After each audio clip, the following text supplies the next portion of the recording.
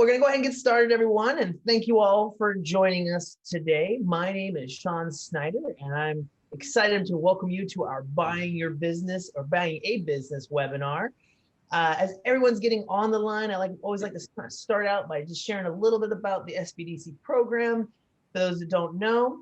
And essentially, we are a grant-funded program that's funded by the Small Business Administration, as well as the Governor's Office of Business and Economic Development, housed out of the University of Laverne. And we have a very simple mission, and that's to help business owners either get started or grow. And we do it two ways, I always say, is one, webinars, workshops, just like this one. And throughout the year, we have a variety of different topics. So if you're interested to learn more, be sure to follow us on Facebook, YouTube, or the different media or channel outlets that you are part of. Join our newsletter as well. We share a lot of good information there and try to curate resources. But perhaps what we're most known for is our free one-on-one consulting to help your business kind of every step of the way. Either start or be successful. In this case, maybe buy a new business as an expansion or as a startup.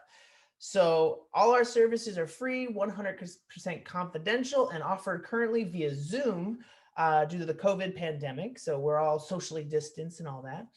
If you've signed up for this webinar, you are already a client, and we'll talk about getting an appointment a little bit later on the broadcast, but really is as simple as calling the office, and we'll put in our contact information a little later on. But before we get this show on the road, I want to take care of just a few housekeeping items. Number one, everybody's going to be on mute, just of course, so we can avoid the technical issues or the background noise. I know we're all kind of working remotely. We got the kids in the other room. If you're like me, on the Zoom school, you're on the Zoom work, and we're gonna be answering questions as we go throughout the webinar. So make sure, don't be shy, chat them in, or rather not chat them in, but use the Q&A feature that's at the bottom of your screen. That way we can kind of address the questions that are on your mind, because that's what we're here for. The way this is going to work is we're going to be interviewing one of our best consultants here, a founding consultant, I'll call him, and I'll introduce him in a second. But my hope for this webinar was to share basically all of the wonderful insights and knowledge that I and Sophia and Josh and our team get to witness every day of the week with one of our consultants by the name of Malcolm Geffen, one-on-one with clients. We want to take that kind of awesomeness, if you will, and spread it far and wide. And that's why we're actually going to be recording this session. So if you aren't able to join for the entire session, don't worry, we've got your back. We are recording it, and you can check it out later on YouTube. Make sure you like it, give it a little thumbs up, all that stuff. So, but I see we're live on Facebook now. So Malcolm, you're already famous. You can tell all of your followers you're like one of those social media influencers now. So now they can join us here. But we are going to pause for some questions as we go through each of these segments. We aren't going to have any slides. I want to get right to the meat of our conversation and buying a business. So getting into it, I want to introduce our incredible panelist, speaker, guru for the day. He's got a very diverse business background, to say the least. He's run businesses for investor groups in exchange for equity for the turnarounds he's done. He's been the former CEO of a paper company that grew from 10 million in sales to 95 million. So that kind of tells you the level of businesses that Malcolm has worked with. But he's also served on the board of many different types of businesses as well. He's, as I mentioned at the start, he's definitely my consultant, but he's also one of our founding consultants for the University of Laverne SBDC. Can you believe it's been 7-8 years we've been working together? And we haven't aged a day. So just, now we're still talking to each other. That's a good point to make. We're still working well together. But, and lastly, when he's not working for the SBDC, you'll find this crazy cat helping small business owners throughout the region, and more notably leading a team of a CEO forum in Orange County, helping business owners, co-collaborate, peer learn, all kinds of. He's just a solid advocate for our region. and the nation, if I had to say, because with Zoom now we're taking over the world. So with that, I would like to introduce the one and only. We call him Captain. He's the best consultant, we can say. Please welcome Malcolm Gefford, everyone. Okay, I'll give you the prize afterwards, Sean. I was gonna say I had it all going up and leading up to it, and just kind of dropped the ball at the end. But that's what you get when you get live. So they say you're supposed to make mistakes. That way you look more human, more personal. But I do want to really highlight you today, Malcolm, because I over the last 7 years have learned a ton about buying businesses, contract negotiations, and just overall business in general. And my job today is going to be kind of pulling those tidbits out in the form on the forum or platform of buying a business for today's folks in the audience. So again, don't forget to chat or use the Q&A feature. If you're watching this on Facebook, do the comment thing. We'll be taking some time to address your questions as we go. But first and foremost, Malcolm, welcome and thank you for joining us today. And I got to start out by asking, when folks right when they walk in the door, some people might know a business they're trying to buy, but for those that may be on the line that don't, where do they look? Where do you even start to begin to look for buying a business? Well, it depends on the kind of business that you're looking for. But if you're looking and you're not that clear about the industry that you're in, and let's break it into two groups of people. The one is strategic buyers, who are people who are in an industry and they're looking to expand within an industry by acquisition. That's much more simple. If you're looking and you haven't got an idea about exactly what you want, but you know that you want to get into business on your own, there are websites that you can get onto. One is called Biz Buy Sell. The other one is called BizBen, I think it is. Biz Buy Sell is partly funded by the Wall Street Journal. And these ones are quite useful because you can segment down to exactly what you might want. If you, for instance, you're looking to buy a laundry, you can break it down to laundries in a specific area, look at pricing by laundry and revenue by laundry and so forth, give you a pretty good idea about what sorts of criteria you should be looking at and what the prices are that they go for. So it's a very general way of being able to look at different kinds of criteria. Then, of course, once you've decided, well, I want to do X, you can start to look specifically online, even by just Googling, shall we say, laundries for sale or electronics businesses for sale. So that's the easy first cut. And then there are brokers or investment bankers that you can consult, but it always helps to know what you're looking for before you talk to someone. And kind of do that initial preliminary scan. I kind of look at buying a business, kind of like buying a house. It's going to take probably a good amount of searching, kind of understanding what the need to have, nice to haves, if you're just at that kind of stage. Would you kind of agree with that? Yeah, and I think that the point about using Biz Buy Sell or BizBen or something is that you can get a pretty good idea about what's going on in one or other in sector, or you can go through a number of sectors and say, okay, I like this. You can see what the pricing is by area on a particular business that you're looking for, and then you can start aggressively to look for others that are for sale. So it's an inexpensive and simple way of getting started. Yeah, and I kind of like Zillow when I'm looking for a 3-bedroom, 2-bath. I'm looking for a laundry room that grosses 500,000 in San Gabriel Valley. You can set the parameters and you can get like the email updates. And even just like you said, I think signing up for the brokerage firms, they probably have newsletters that kind of do their new listings, if you will. You can kind of keep your pulse, because I see you forward a lot of information to clients, kind of like that. Like, hey, did you see this? It's in your industry, kind of. Yeah, and if you look at a listing on, shall we say, Biz Buy Sell, they'll come up with a number of listings which will actually show you brokers who may represent them. If you've looked at a whole lot of others going along, you can go back to a broker that you particularly liked and say, I'm looking to buy a car dealership in downtown Mhm. Los Angeles on X square feet and so on. Can you go find one for me? So it helps just if you get up to speed to get started. And just curious, while we're still on this subject, like, do you recommend using a broker? Is there pros and cons, or do you need a broker? I think that's probably the better question. Do you I need a don't want to broker? be I don't want to be cynical, but Okay. how much do you like going to car dealerships? Um, um, some you can meet some very reputable brokers who will Mhm. take the time to listen to what you're looking for and try to help and get you something. And then you can, in fact, find brokers whose only interest is in getting you into a business and taking their commission. So the filter is up to you. If you're larger, you can engage an investment bank to actually go out and do a search for you. But even then, it's an expensive process. And in the case of using just a regular broker, they get a commission off a sale the same way as a home realtor is.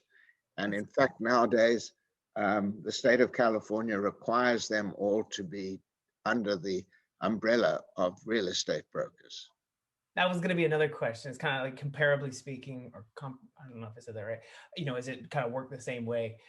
So as a buyer, you're not necessarily paying those closing costs. More of a seller, you would cover them in Well, tradition. yeah, but I mean, you're paying it one way or another. If the I was seller going to pays say. it, it comes out of the net price. I've used both. I've used investment bankers when we've done large acquisitions, Okay. and that's expensive. It's more targeted, but the fact that they wear a pinstripe suit and talk very educatedly does not necessarily make it a better process. So you have to filter this yourself. Kind of do some interviews, do some legwork. I know I meant, anything good takes hard work. So find the right people. So thank you for sharing those insights. And I think that's kind of what I wanted to cover right out of the gates, kind of where to start. Obviously, you're going to be at different kind of stages in your business, whether you're start buying a new business as expansion, maybe you're even working within a business, a family business, perhaps even, and you're looking to buy out the owner or, make that transfer. Um, Now, here's the next subject I want to throw at you, Captain. Asset sales versus stock sales. When you actually have a business to purchase, can you talk a little bit about the difference between an asset sale and stock sale and kind of how they work? Okay, well, assuming that you're incorporated, um, assuming that the company that you're buying is incorporated, my preference is never to buy the stock of a corporation. And the reason is very simple, because a corporation is a living entity, and whatever the balance sheet is that you buy, you may in fact land up with more liabilities than you anticipate. And I'll give you a specific personal example.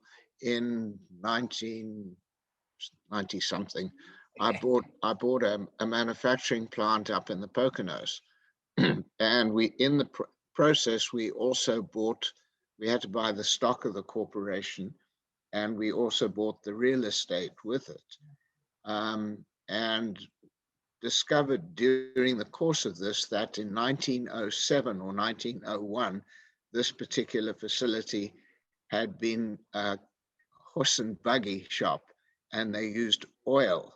It was a very large building, and they used oil in a lot of the work that they were doing. In terms of liability, we were liable for any environmental damage that had been done since they first established the business. Wow. Um, and we weren't even in the same business, but because we owned the real estate, so we had to do all environmental testing. So it's not Hmm. always a question of somebody not being honest, but there may well be liabilities that come out after the fact that you inherit. So that's the one. The other piece about all of that is if you're buying the assets of a corporation, and let's say they've got manufacturing equipment and they've got software systems and they've got a real estate lease, you can attribute a lot of the purchase price to the various asset categories. So if the equipment is worth on the books $10,000, but you can actually make a good case for the market value being $50,000, you can allocate 50,000 to that. You can allocate to your lease might be very cheap, so you can allocate something to the lease, which gives you the ability to write off and redepreciate the value of the assets. So as a buyer, that's a terrific opportunity to not get, if you buy a building, I think you can write, or if you have you can write it off over 14 or 15 years. If you're buying the lease, you can write it off over the length of the time of the lease. So those things all help for you. Now, from a seller's point of view, that's not particularly attractive, because from a seller's point of view, if um, it if they sell the stock, they get capital gain on the stock and it's finished. There's absolutely nothing else in it. In the question of if you stepped up the value of the equipment when you bought it, they have a recapture of depreciation problem, and then they have to re-up on all of that, and in fact then they land up paying capital gains tax as well. So it's always a negotiation.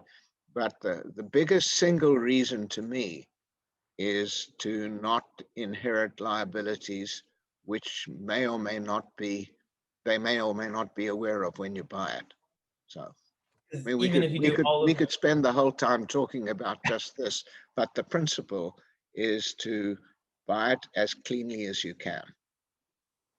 Okay, so kind of have a cutting off point where you set up essentially a new corporation or entity, and then you purchase the assets of the old one, so you have a clean break point to start fresh, if you will. So Yes, no you can inherent purchase the assets, and you can assume some of the liabilities, but the new corporation is entirely yours and nothing tracks.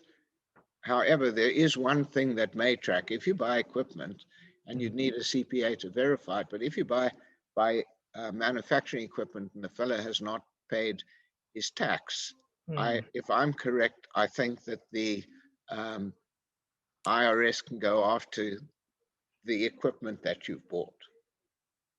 So but that all goes out as you work your way through this. Okay.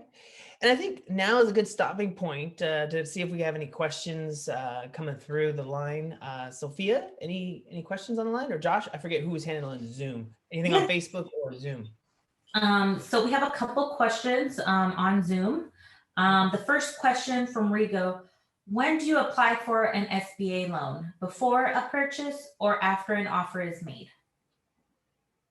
Well, that's a little bit more that's a little bit more complicated than just when do you apply.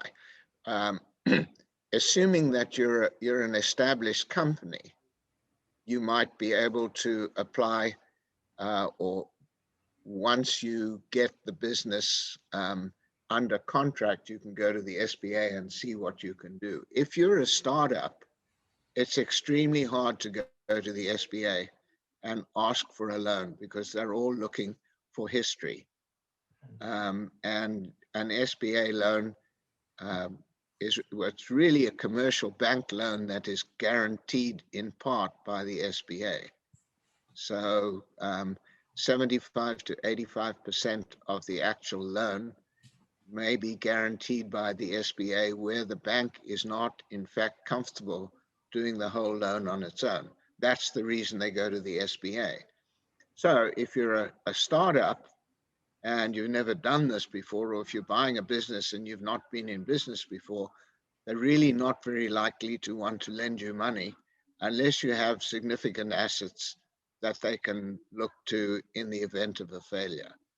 And you know, part of the reason that banks like to know that you're on the hook is if you aren't on the hook, it's not just a question of recovering the money, it's having your attention as you work through the problem. If you've got no money at risk and the business starts to experience difficulty and you decide, oh, the hell with it, I'm just going to go and do something else, it leaves the bank or the SBA with the problem. So the SBA is very, very strong, or maybe I should say even tough, in making sure that the risk is completely covered by the borrower in terms of commitment and in terms of assets.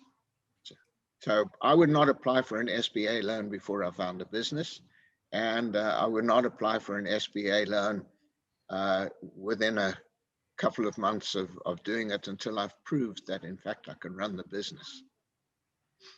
And I would just add to that, it's also personal preference. I think I've run that question by you before in the past, is saying, like, should you seek financing before you go buy, like you're buying a car? Do I go get approved for my loan and then go buy the business, or do I go find a car that I want to buy and then try to reverse engineer it? And honestly, it can work either way. It really comes down to your personal preference. But I would add to what Malcolm said. I would say, start the conversation so that you at least start building a relationship with a banker to see what options are. That would be really important. Yeah, I would agree with that. It's different if you're buying a house and you can go to someone and say, I want to buy a home of $1 million or whatever it is, and I have this much and so forth. And yeah, they can look at it. But if you're looking at a business that you haven't run, they're going to want some specifics. But you can go talk to people and get them up to speed about who you are and start to build a relationship. What other questions? I see Josh messaged me saying we don't have any questions on Facebook. So do we have any more on Zoom? Mm-hmm. We have a couple. The next question from Roberto is asking, will that equipment that is written off still be used for production? If you're buying equipment that has been, I wouldn't say written off. I wasn't thinking about it as written off as much as written down significantly. You can step up the value of the equipment. There's got to be some logic to the stepping up of it, but you can step it up and redepreciate it. I'm not sure what would happen if you stick it in the corner and don't ever use it. But I've never met anybody who's done that. So you could probably stick it in a corner, but I think the IRS might have some trouble if you're depreciating equipment that isn't being used. But that's a little bit outside of a question I've ever heard.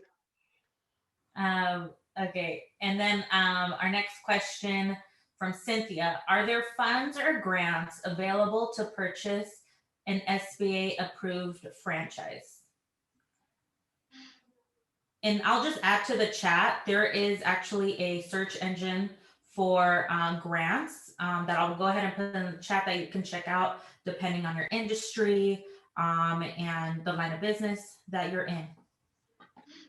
I'm not certain about, there is always some circumspect look at franchises. So some of it would depend on what a franchisor has been able to do historically and what the relationship with the franchisor and his franchisees would have been in terms of operations. I think for instance, if you bought a McDonald's that had been in business for a long period of time, getting an SBA guaranteed loan would probably be relatively easy with that. But there are a lot of franchises that don't last very long. And some of the franchises, and I'm going to be very careful because there are a couple that I'm really skeptical about, but some of the franchises are so tough that it's very hard for the franchisor to actually earn a living. And I don't believe that getting an SBA loan for those kinds of franchises would be good. Very much an individual examination, though. All right. Anything else? You got another one? We have another one. The question is from Rigo: what are the best methods to confirm a business operating income? Would requesting past tax documents suffice? Well, I don't know anybody who lies on their tax returns and reflects more income than they produce. So tax returns are the best confirmation that you can have. And actually, when you do the tax returns, you should also take a look at state tax returns as well, because sometimes there are potential liabilities attached to state tax returns that you need to be aware of. But from a verification of income, yeah, the federal tax returns are the best backstop. Having said that, you will find it very difficult on small business just to get away with a federal tax return, because, and this does not necessarily mean dishonesty, most small business owners will run somewhat personal expenses through a business, and a restated set of expenses is okay. I mean, you know that if you're looking at a retail store in downtown Los Angeles and they've got 3 Cadillacs on the books and they're expensing the Cadillacs through the books, and the electricity bill is extraordinarily high, it's entirely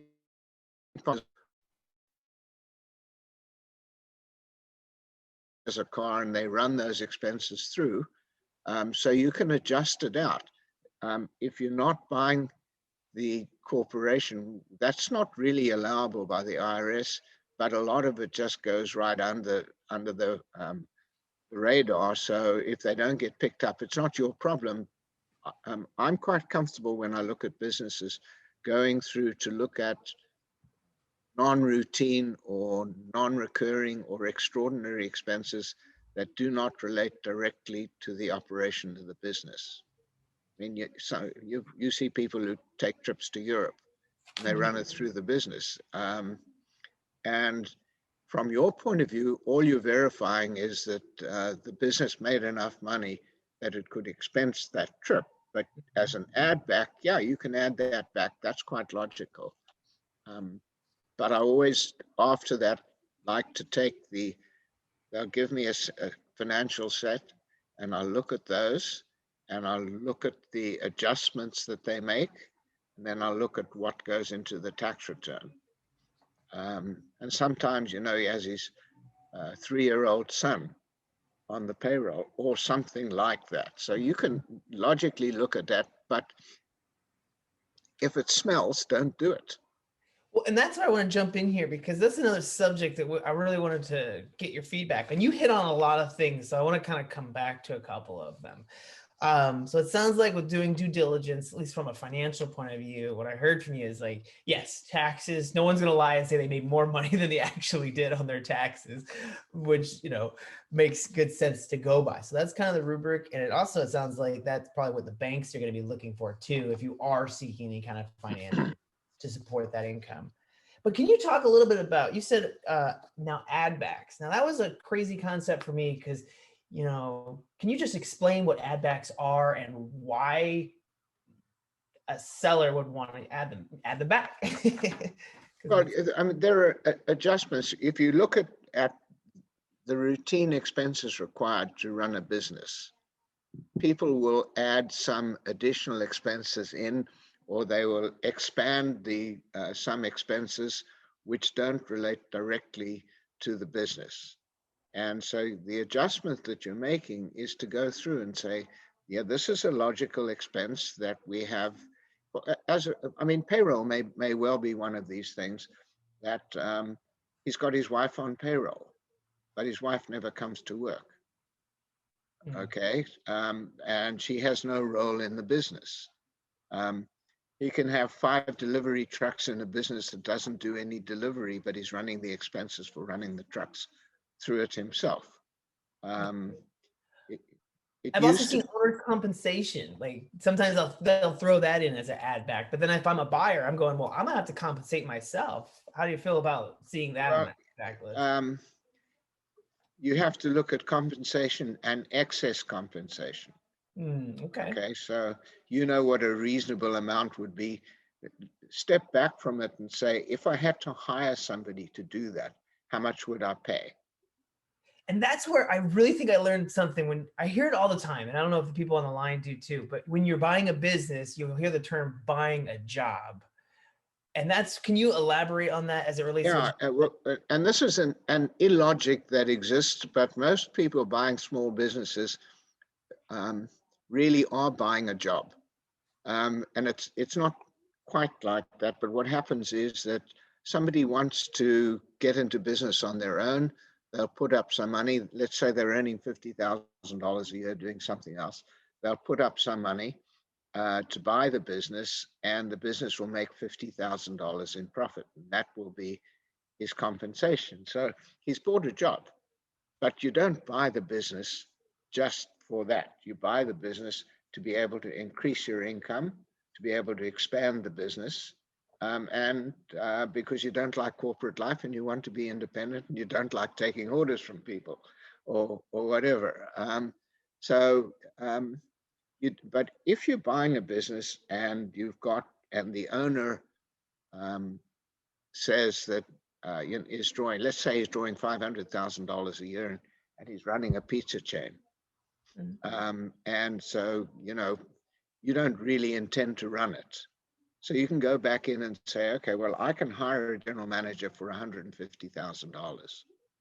And I'm not going to do this. I'm just going to oversee the business. So you've got $350,000 worth of profit.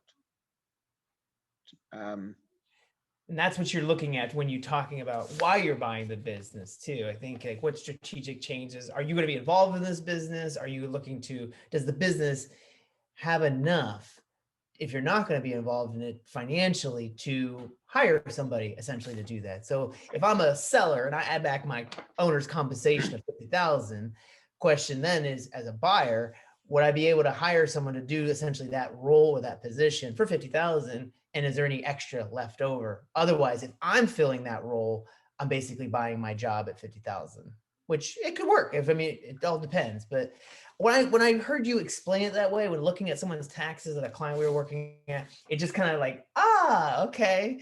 And I just wanted to share that because I think that's really the difference is if you're running a business right now and you looking for an acquisition, and so you're looking at acquiring another business, and they've got officers there running the business. So then the profit is very easy. And for you, some of the opportunity may come, well, I can actually consolidate some of these operations and reduce the payroll. But a lot of the small businesses we see, the guy intends to go in and run it himself. Yeah, you're getting in there, you're rolling up your sleeves, but as you expand and you're looking to maybe acquire upstream, downstream, looking at it this way to say, is this business profitable given not only what they reported on their taxes, but then they're adding back to improve that profitability? Are those add backs reasonable and necessary? And as it relates to your plan. But let me just jump into something that you and I talked about yesterday. Because of some of the things that I say periodically. It said, I will tell people when they're looking to start a business, that have you thought about buying a business? And part of the reason for that is, you can get onto biz, buy, sell, and so on, get valuations, and you can reduce the risk in a business, because if you're buying a business that is established and you can see a return, it's a whole lot easier. And if you're going to buy a restaurant, I would advise everybody to go look for a good restaurant that's for sale rather than start today, because normally the mortality rate is 90%. So under present circumstances, probably 95. Mm-hmm. So. Well, I want to jump around here because that's one of the things that I think I learned right out of the gates. When we were meeting together with a client, you said, have you thought they were going to invest about 50,000 into starting a business, and you posed that. And it just kind of, again, I was like, never thought of that. You said, what about buying this business? Because even with 50,000, that might be able to cover enough, but can you talk a little bit about how seller financing works? Because that's the part that is also really important when it goes into this financing. I know we talked a little bit about the bank loans, and I want to come back to that. But I know the one that always amuses you is when I say, you can name the price as long as I can name the terms. Because you want 100 million for a business that's making 100,000, and I say, yes, I'll do that. I'll give you 10,000 now, and I'll pay you 10,000 a year until I've paid you the 100 million. So obviously that's very facetious, but you didn't offer me 10,000. You offered me like $100 a year. What are you talking about? well, that's right, but that's because that was a family discount. But I think that for a lot of smaller businesses, it's hard to get bank financing initially. So for a seller to get the kind of price that they may want, they have to, in fact, look to do a lot of the financing themselves. And every seller you talk to will say, I want all cash. But when the all cash, he's got a business for sale for $150,000. Somebody's got $120,000 and that's all he's got. Or someone else comes in and says, I've got 50,000 and I'll pay you the rest over 10 years. Then it's a choice. You still have the security of the business that you just sold. Most people will want all cash, but they won't want to take a huge discount on the price. And sellers, by and large, particularly in today's circumstances, they are taking back paper. And that's always been my experience. The very first business I bought in California, I put up 25% of the purchase price and secured the rest over 5 years by the business that I bought. So, and to me, I didn't have the money for that. If I had had the money for that, I would have bought a bigger business. Sure. And it just seems like if they're willing to carry paper, as you call it, with the seller financing like that, that's a good sign of faith that the seller actually believes that the business has the propensity to pay them back. That's what I kind of take from it. Yeah, I think, most deals, I think, have sort of, did I lose everybody? Nope, still here. Oh, the picture went away. Anyway, let me just see if I can get it back. Oh, there you are.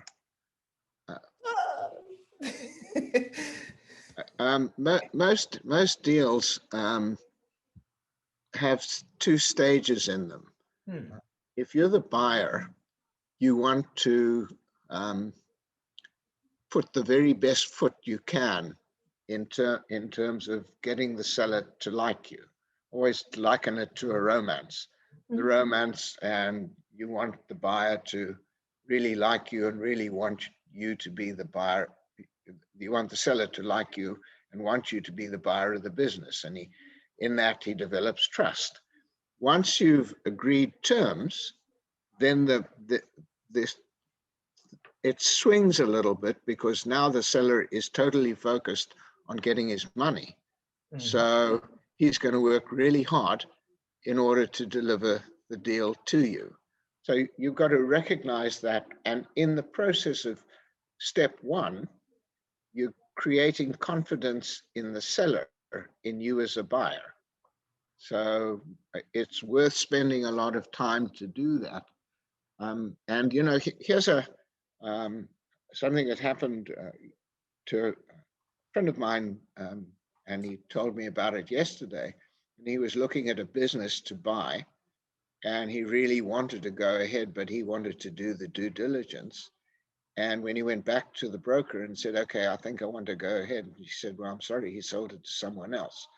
So part of all of this is, if you think it's going to work and you think you can put the financing, try and get the deal agreed, and then work through the rest of it in your due diligence. And when you agree the terms of the deal, that should in fact take the business off the market for a specific period of time while you're working through the due diligence. And then if you find things that are wrong, you can change it or walk away. Well, and I wanted to take a pause here to see if we have any more questions, because we could just talk forever, but I want to get the questions answered that are on your mind. So be sure to, don't be shy, chat them in, or use the Q&A feature. Josh, I'll turn to you first. Do we have anything on Facebook, or are they Nothing yet, but we are getting a lot of traction on all of our chambers. So hopefully we'll get something soon. Well, if you're on Facebook, be sure to drop the comment in. Sophia, how's Zoom looking? Yeah, we have a couple questions. One includes an example. They want to see your take. Rigo is asking, what would you consider a good purchase price for a business? What percentage of net profit per purchase price? Say a $400,000 business makes 80,000 net profit. Is 20% good? You know, that's a wonderful generalization, and yes, 20% is a good number, but you always have to look at businesses in categories of industries. Okay, and the categories go through a whole lot of different things, one of which is the ease of entry to the business, the type of business that it is, and the opportunity within that sector. For instance, printers are not particular. I was involved in the paper business, and we were somewhat involved in the print side of the paper business as well. It's not a particularly attractive business to get into. The multiples of earnings are low. There are very low barriers to entry. There's so much print equipment that's available on the market. The president of the company that I used to own had an expression which really applies in a case like this. It's really tough to compete with somebody who's hell-bent on committing suicide. So you have a lot of people in those kinds of industries who will do very stupid things to try to stay in business. So the multiple that you pay should also reflect how much long-term opportunity there is for the business and long-term opportunity for you to make money. I mean, if you're very good in certain technology sectors, they carry enormous, disproportionately high prices for the earnings that they get, but they create lots of opportunity to make significantly greater money in the future. And if I could just add to that real quick, I don't know if Rigo wants to maybe privately chat in the type of the industry, but we have some pretty good industry research that also includes, let's say, I just did a search for laundry facilities because everybody wants to buy a laundromat. Sometimes, I don't know, I've had a couple clients, but in these reports, a lot of times you'll have those rules of thumb. So to Malcolm's point, you know, each industry may have a multiple, maybe not. Maybe specific enough. I know I'm probably making everybody dizzy, but I'm scrolling all the way down here. So for laundry, we're looking at 0.7 or 70% of gross sales, or net sales, they call it here, which is basically gross sales net of returns and discounts allowed. So, but this is often a go-to first to kind of starting point conversations. But what I've learned from Malcolm is one of his core beliefs, and I wrote it down here somewhere, was that buying a business is, because I asked him, I said, well, what kind of business do you buy, right? I want to know what you do. And he told me, he said, what did you say about buying a business that are sensitive to good management? So being able to, can you talk a little bit about that piece as well? Because yeah, you can negotiate kind of this starting point and then you do your due diligence, but keeping that lens as it relates to buying the business.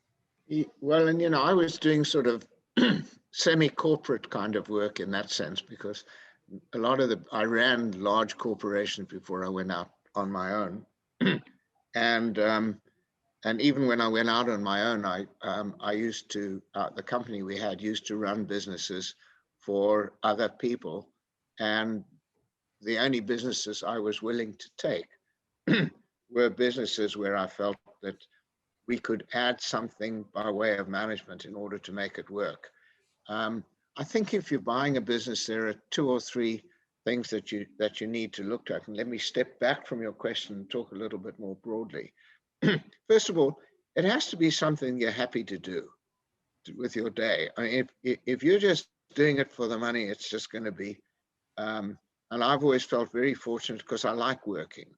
So it's not, oh God, it's Monday. Mm-hmm. and I don't play golf either, so that's so it's something that you like to do. It's something that you can see some growth in. You always want to look at the exit as well, which is, what am I going to do with this in the future? So if it's a declining industry, it's okay to buy into a declining industry, but recognize that this business is going to go away. So you better be able to make as much money as you can before it goes away to make some sense. Trying to think, go back to the question for again. Well, it's just, looking at these multiples, your starting point, but also looking at it from the operations and management of the business. I think that's one thing I've learned from you is like, I think you told me one time, what is the one thing you're going to change about this business or do with this business that's going to, we'll call it the Geffen effect, really grow it, do something with it. Yeah. I'm coining that right now. So, but I know we had it's going to have no traction, but anyway. Sophia, I didn't want to go too much on a tangent on there, but I don't know. I did want to share the kind of the resources and the research. Well, yeah, but I think when you buy the business, you really need to know, what are you going to do when you get there? It's doing X. What are you going to do that's going to improve the earnings of the business? Or are you going to just buy it on the basis of it staying like this? And if it stays like that, what is it going to take from you in order to do that? So it's not always about sophisticated management, but it is about your ability to run and control a business. That goes to, what are the categories of expenses that you have to monitor? The business that I was in the paper industry, our raw material content of what we sold was between 72 and 74% of our selling price. So now you have to look at the whole thing and say, well, we have to manage our manufacturing, we have to manage the marketing, we have to manage the financing. And if we have to manage the financing, we have to get people to pay us fast, because if they don't pay us fast, we're going to run out of cash very quickly.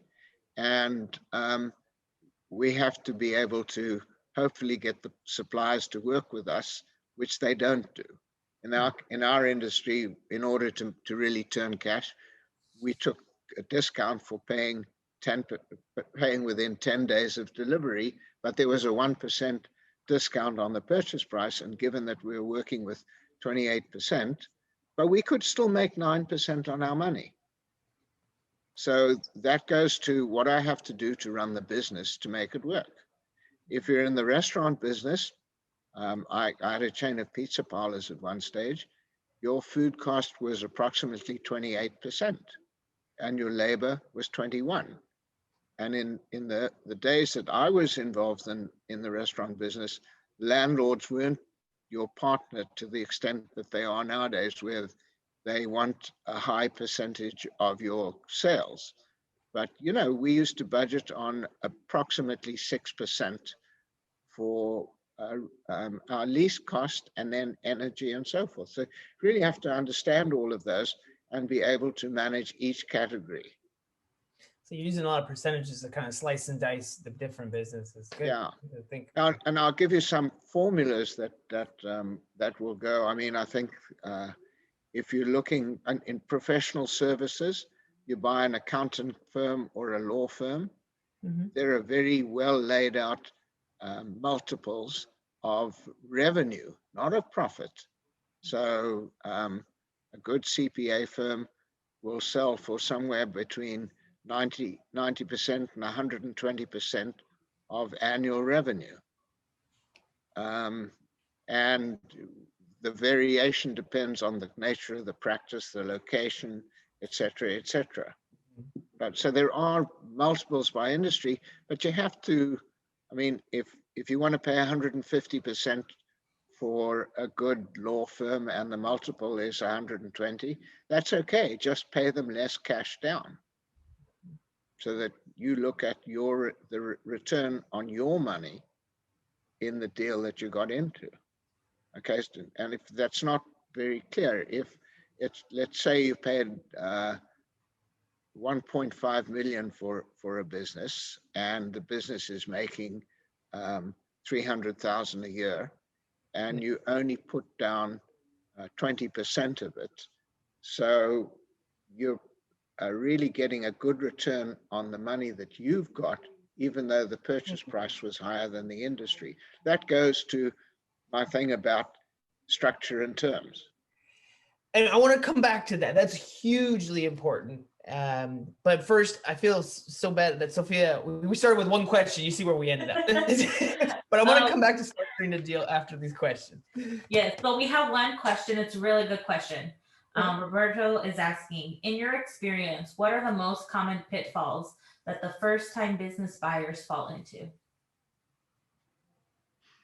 Good question. Wow, that's a very broad question. The first one is not understanding what you're buying. I mean, you need to take the time to learn. If it's an industry that you're not familiar with, you really need to understand the key variables in running the business. You know, I'm just thinking of all the people who open restaurants using my grandmother's recipe because it was great. And but there are so many things that you need to understand in doing that. I mean, energy cost, it really is understanding. I tell people when they're looking to buy businesses and they're not sure what to do, to go and get a job in a restaurant or a business that you think you want to buy and work there for a few months so that you get to understand the nuances of running it. Nothing in life is simple, and knowledge is power.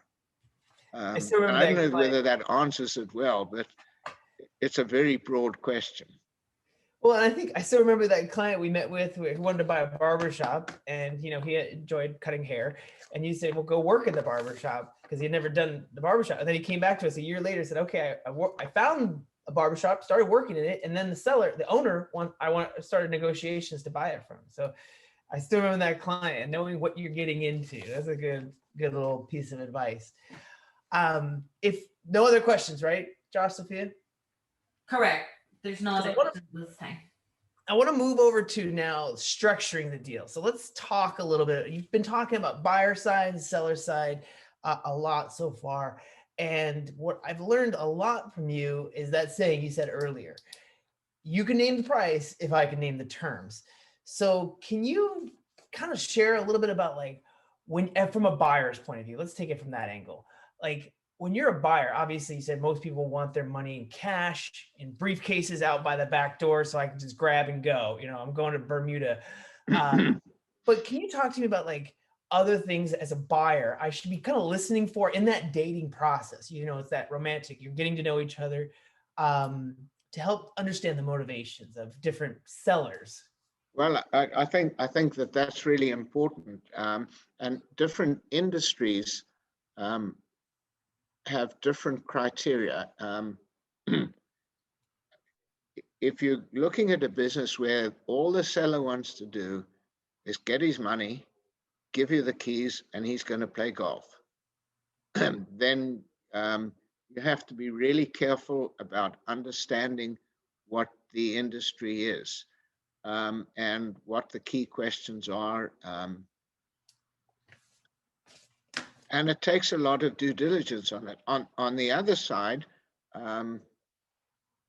if it's a professional services business,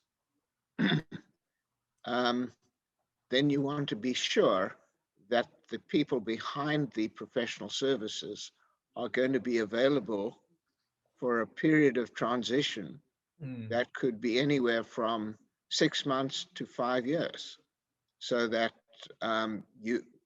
and that's not that unexpected in those kinds of industries, because they're all personal services and they relate to relationships. You have to transfer the relationship to someone new. If you bought a McDonald's franchise, or something like that, there's just a whole slew of people who keep coming in, and they don't come in because they like you or anything else. They come in because it's McDonald's. They like the food, they like the price, and they like the quickness of service. So you have to make sure you maintain those standards, but they aren't coming there because of you. And if you've changed ownership, they're not going to care. Does that answer the question? It does, but I guess what I was also kind of thinking about is if I'm a buyer, I remember one time you shared with me is like looking at the seller from their motivations, whether they want their cash up front to go golf or go, Bermuda, but also maybe they want to stay a part of the business or maybe have be on as a consultant to the business. Because quite honestly, I mean, this is people's children. It's not a physical child, but it's a business. So kind of taking into consideration when you structure the deal, let's say the agreement, like some of these things that might be going through the seller's mind. That's something I've learned from you that I thought was worth sharing. Well, this becomes a little bit more personal, but somebody very important in my life has a very successful professional services business and wanted to plan retirement and sold the business to a firm that operated in different parts of the country. And the motivation was to be able to step back and work somewhat less over time and be able to retire. But the relationships were all with the clients, and you have to transition those relationships to somebody new. And when you've built a business like that, the relationship is very personal with your client. Mm-hmm. And so it's not just a question of how much money you're going to pay me. It's how are we going to look after the people who have trusted me over all these years. Those are the things that you ought to be talking about when you buy it and understand the reason that business does well. Mm-hmm. Very high quality of customer service. Okay, what are you going to do that?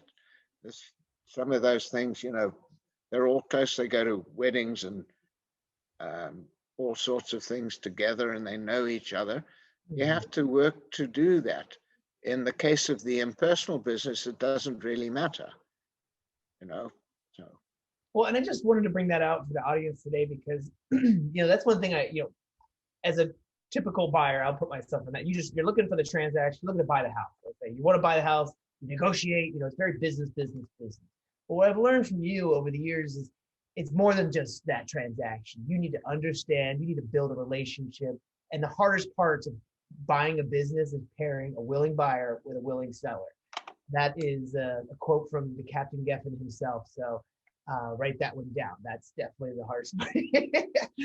And it's that personal nature. And I don't know about you or those that are on the line. Like when I was buying my house, I put together a little Meet the Snyders pamphlet. Like I wanted people that were buying when I was taking over their house. In this case, we're talking about businesses. Like what I was going to do. Like who am I, this person? And not everybody's like that. My brother was like, you know what, Sean? When I sold my house, I had top dollar, cash offer. I'm good. Check. But businesses can tend to be a little bit more. There's a little more legacy there. And we've even had business sellers that want to stay on. They want to see their legacy carry on in a certain way or shape, which you might agree with, you might not. Well, when I bought the paper company, and I went into, there were 4 partners in the business, one of whom, they were each 25% stockholders, one of whom ran the business. And Bob was one of the best natural businessman I've ever met.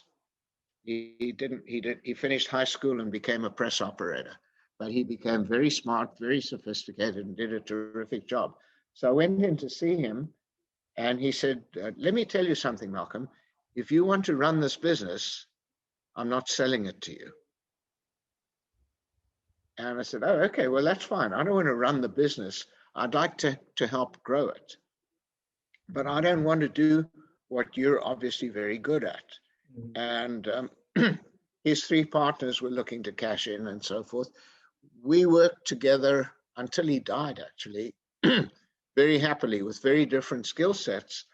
But I understood his motivation and he understood mine.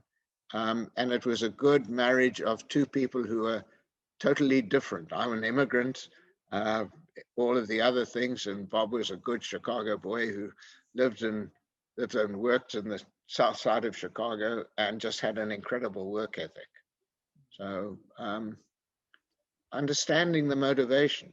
When I bought my boat, which is the one behind me, and I really didn't have as much money to buy the boat as the sellers wanted.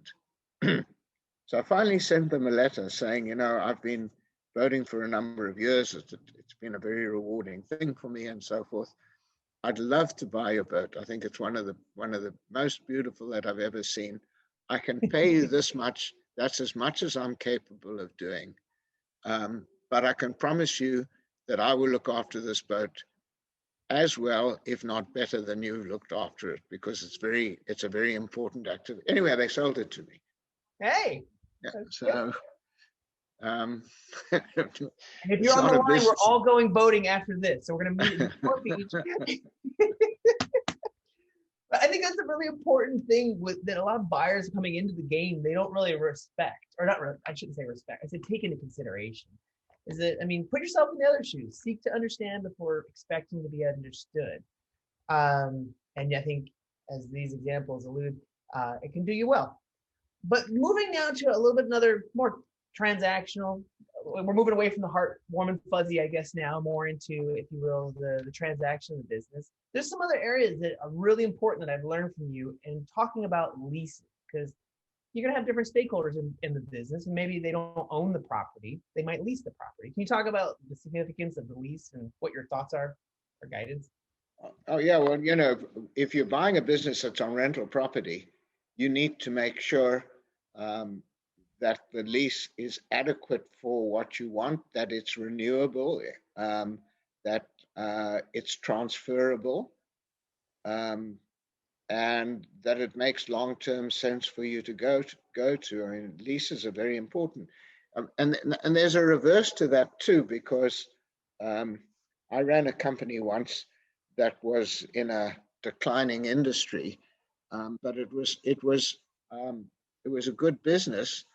We had a massive plant and we needed about a third of the size of it. I wanted to raise money to be able to develop the business more, and found that actually our lease was significantly below market.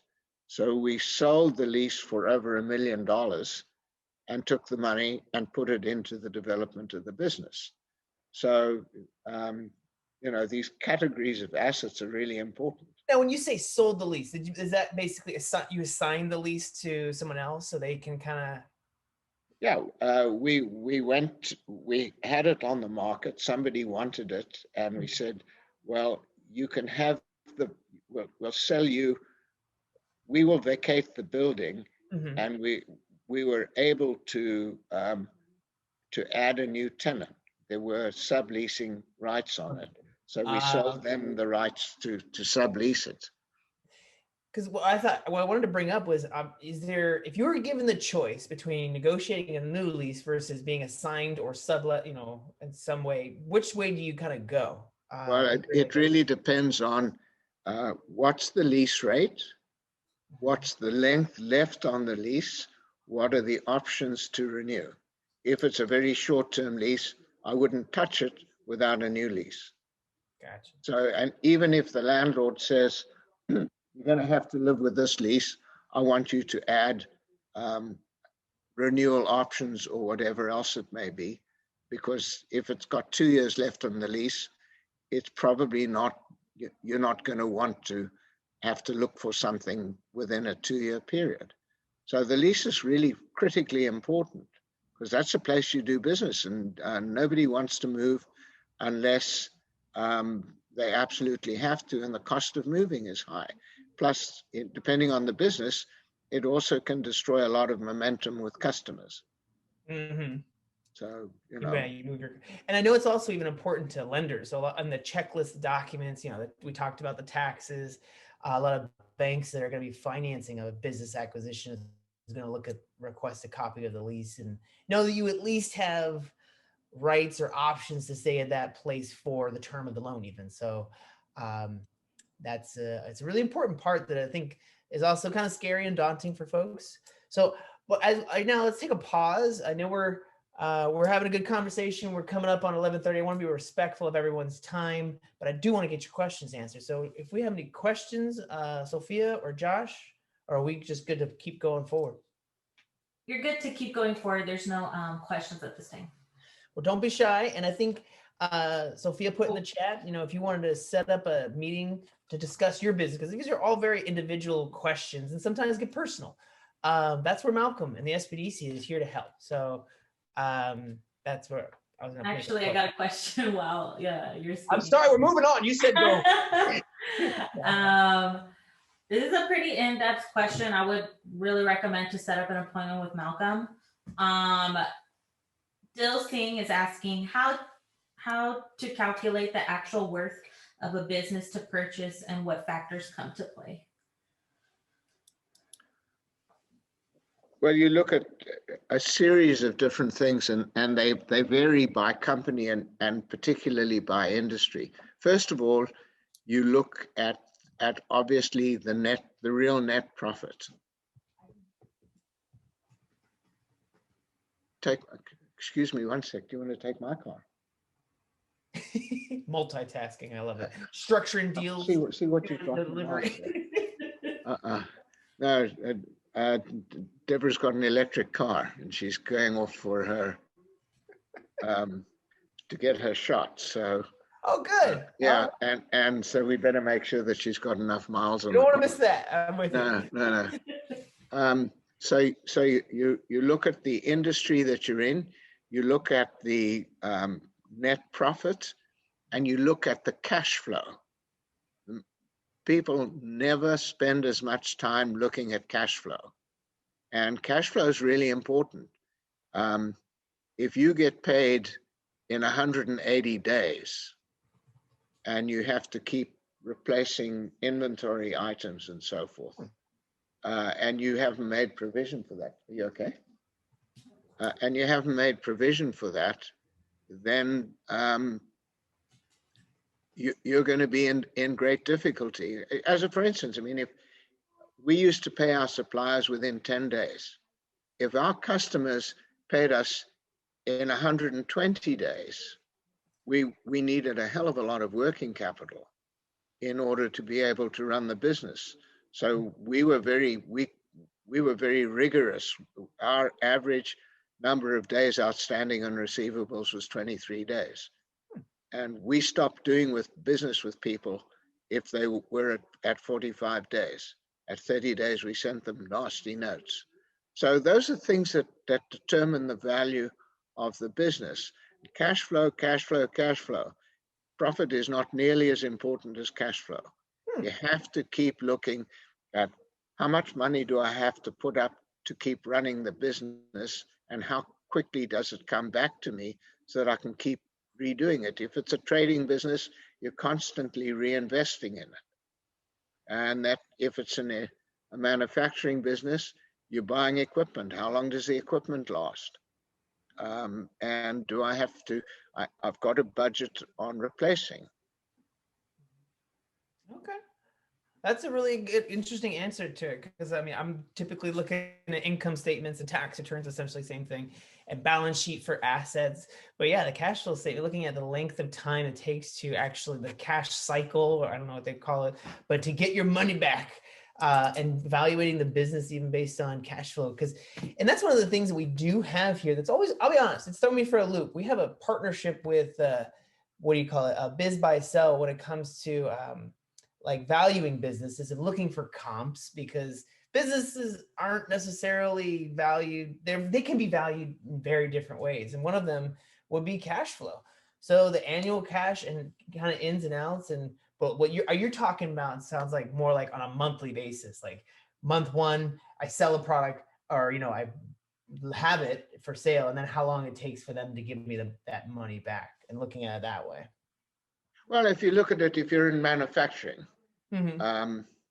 so you've got a widget and you sell the widget, now you have to buy replacement inventory, get the inventory, and you have to pay the supplier, Now you've got to manufacture it and put it into the warehouse and then sell it.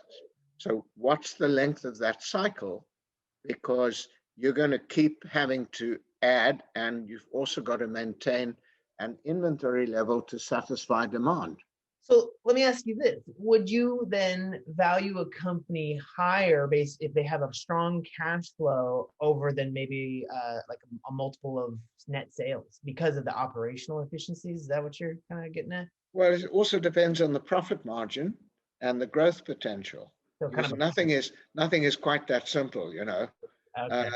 If if you were in someone like Apple, the multiples for Apple type products are very high because the growth potential is like this. Okay. So there's no one size fits all. I think that's when it comes to mold. And that's what, I'll be honest, I'm in that bucket too, where it's just like, I like math. So it's like, algebra, X, or, like it should have some sort of equation, but there's that Geffen effect, I think we alluded to earlier, that we got to sprinkle in and think about. So, all right, well, as we wrap this up, I'm gonna, with a bow, there's some other kind of odds and ends. I've been kind of going through different sections, and we've been hitting on them here and there. Some things that I would throw out there, that because I do a lot of the bank stuff, I've seen businesses get loan. It's a lot easier to get a business loan for buying a business because there is historical cash flow, and you can get away with on an SBA loan only putting down 10%. What I see lately or have seen is buying not only the operating business, but also the real estate that the operating business resides within. Because traditionally, a conventional loan, you need to put down 20%. This way you can kind of wrap them together. That's one thing I wanted to kind of share with the group today. But collateral can be a sticking point. I think you remember a deal we were working on, Malcolm, a while back, where the business was making $350 net income a year, which obviously was profitable, but the loan of the purchase price was like, I think it was like 2 million or somewhere, in the millions kind of neighborhood. The applicant that had the inside deal on buying the business didn't have the collateral to secure the higher purchase price of the operating business. It was kind of that same deal, operating business and real estate together. The real estate came in appraised fine, but the collateral for the operating business was a sticking point for that seller. So just seller financing comboed with traditional debt financing is something that I wanted to hit on, but also putting together a team. Malcolm, who would be on your team if you were looking to buy a business today? What are the type of people you want to start conversations with? Well, it does depend on the business, but if I've always looked at business on the basis that let's assume I'm lazy and let's assume I'm not particularly competent. So what are the key factors for success in this industry? I've run businesses which I should never have run, but which just came about. One of the things I always swore I would not do would be run a business that is in the fashion industry, because if you look at the way that I dress, and I ran a fashion business, which was really interesting. That it was a turnaround, but about 12 to 18 months before a fashion season, you have to choose fabric, hemlines, and colors, not just design. So what you land up with then is having to rely on fashion people working for you and hope that they, in fact, get it right.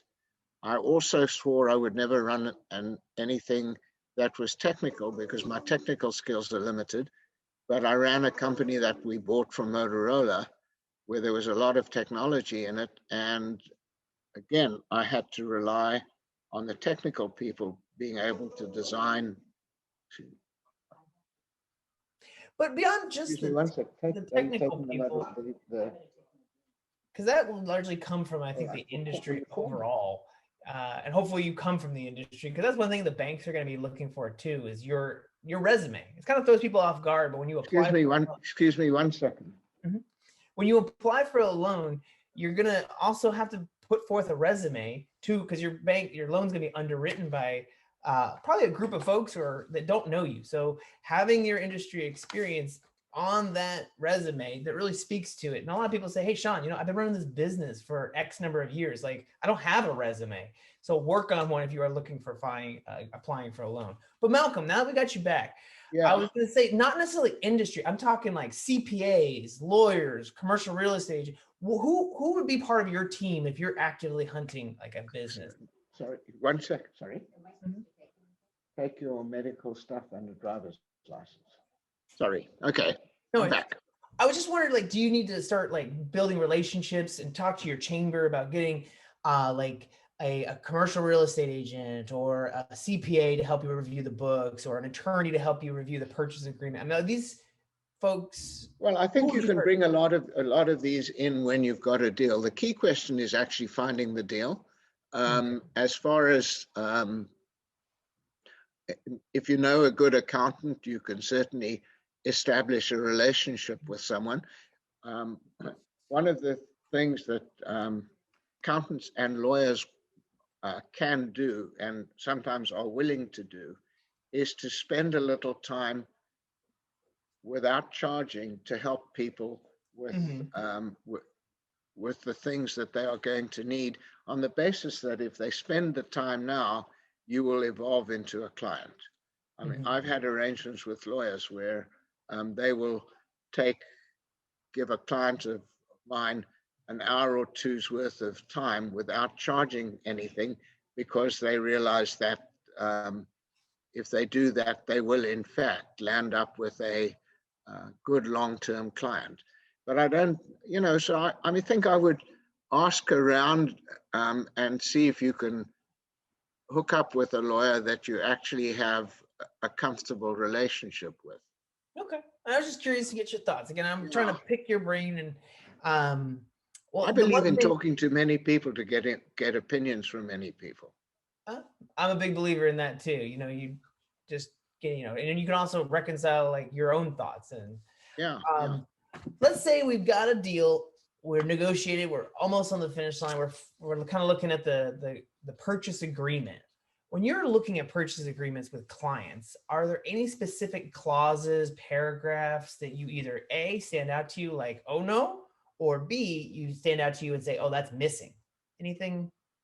No, and in many cases, the thing that you're looking at that's more important is not what's in the agreement, it's what's not in the agreement. The sin of omission is much greater than the sin of commission in that sense. But you want to. Sorry? I said another great quote from Malcolm. No, I think that's a Catholic quote, isn't it? Oh, okay. But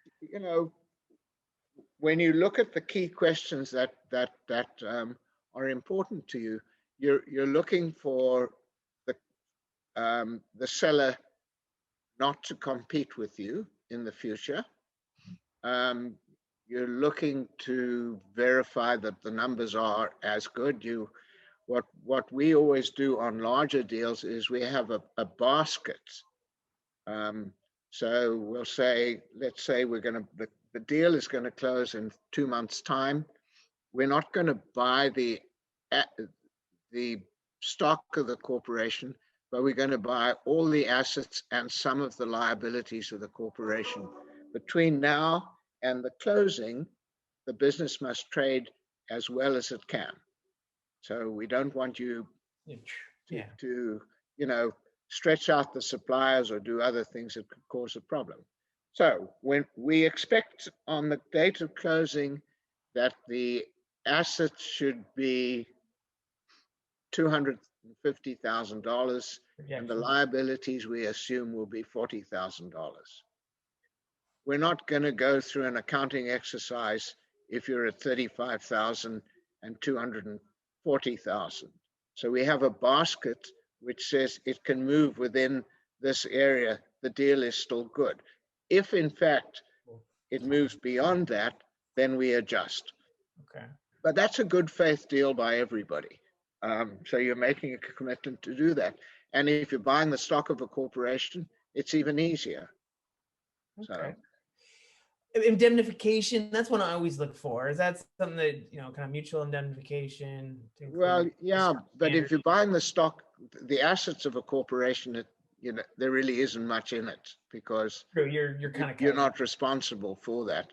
What about receivables? How do you usually handle receivables? Because obviously, it's kind of well, we buy a basket of receivables. Typically, what we'll do is we'll go through the receivables and say, we will take all receivables that are 90 days or less.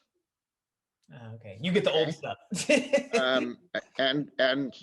Or we'll take 30 or 60. We will have some correction capability in that too. So maybe we'll hold back 20% of the receivable value, and we will, and if in fact it doesn't turn into cash, then we don't pay for that. And we equally, what we'll do sometimes with people is say, we'll take all of the receivables that you've got. We'll pay you now for X portion, and any of the ones that are over 90 days, we will continue to collect it if we can. And if we do, we'll turn the money over to you. One of the things that I always do if I'm buying a business is I don't want the seller to collect the receivables. I don't want the seller to collect the receivables because I don't want him to get all over a customer and lose the customer for us. So I'll have an arrangement with them. If within 90 days we don't get paid anything over 90 days, we will pass that on to you, and you can do what you like with it at that stage. But we have the right to collect it for 90 days and pay you, and we have the right to hold some that are over 90 days and pay you for it, or turn those over to you. And the reason for this is that there may be a client that is at 95 days, but is a really good customer. And, I'm willing to bear with that, so I'll take the risk. But I always try to keep control of the receivable, because that's your communication with the customer, and you're very nice to your customers when you're doing business with them. But if you don't like the way they're doing business, you may not. Okay, so asking for an aging of accounts receivable to kind of see where. Oh, absolutely. If you don't do that, and you need to do the same in your inventory, you need to go through all the components of the inventory to see what inventory is redundant, to see what inventory is not redundant, but it's worth less than it was before. Sometimes with finished goods, you need to go through and look to see what the condition of the finished goods are, because they've been sitting on shelves and they're really not merchantable anymore. But on the books, you're looking at, on the tax return, it's like, oh yeah, pristine. Oh, yeah, you can't do this stuff off paper. You have to walk through, look at it, and see. You're looking at facilities. You want to walk through the facilities and make sure that everything is in fact working. But you send a team of people in while you're doing due diligence. That's all the stuff you're doing. Okay. Now, see, I feel like we could talk forever on this, and I want to be respectful of everyone's time. So I'll turn it over to Sophia and Josh one last time before we wrap this up. Any questions, or have we thoroughly put everyone to sleep? No more questions. So the latter. Josh? We don't have any questions, but we do have a lot of people interested on Facebook and all of our chamber partners. So hopefully we'll get something later. A big shout out to our chamber partners to help us market this event, because honestly, it's pretty incredible to be able to work with Malcolm. He is an incredible consultant, person, and all-around business advocate. So if there's no other questions, we can kind of wrap this one up with a bow, but I will leave you by saying thank you for joining us. Make sure you like, comment, and follow us on our social media outlets. And if you want to get a chance to meet one-on-one with the captain, as we refer to him, Malcolm Geffen, please just give us a call. We're here at your disposal. We'll set you up with essentially a Zoom meeting just like this, where we can kind of peel the onion back as it relates to your deal one-on-one. and help, kind of point you in the right direction, or at least play devil's advocate. That's the best part, I think, about the SBDCs. One, we're free, but two, because you're not paying us, we're going to tell you like it is, right? Right, Captain? Yes, absolutely. And just so that everyone knows, I like to be kept busy. I'm retired and I don't like to do nothing. So you can't frighten me with work. You can frighten me with no work. Yeah, that's it. Well, thank you all for joining us today. Thank you, Captain, for your time. Josh, Sophia, for keeping us on point throughout the whole thing. This has been an awesome event, and it will be recorded. So, look out for our follow-up email, and we'll talk to you next time. We're going to be talking about government contracting and winning some government contracts. So we'll see you then. Okay. Adios. Bye for now. Bye-bye.